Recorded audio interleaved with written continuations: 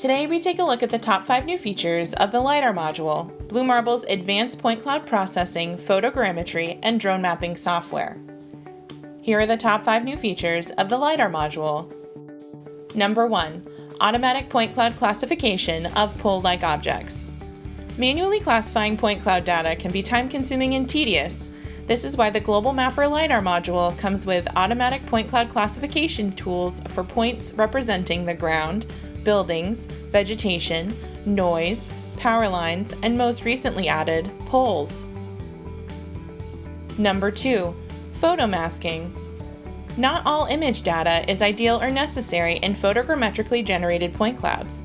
This is why an option for photo masking was introduced to the Pixels to Points tool in version 21 of the Global Mapper Lidar module. Masking allows users to cut out unwanted areas from images, such as swaths of data that tend not to reconstruct well. Number 3. Ground coverage polygons.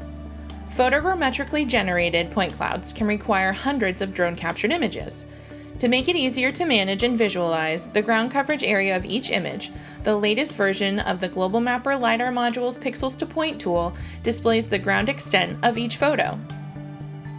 Number 4. Additional GPS information. In the latest version of the Lidar module, users can update the image capture location or the EXIF information from a text file. This allows users the ability to overwrite the initial geotag information that comes with their drone-captured images. Number 5. Images containing ground control points. Another improvement to the Pixels to Points tool is the ability to see images that contain the same ground control points.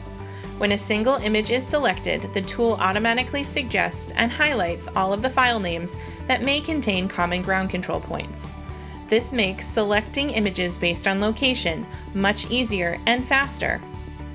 To learn more about what the Lidar module and the Pixels to Points tool can add to your workflow, please visit the link below.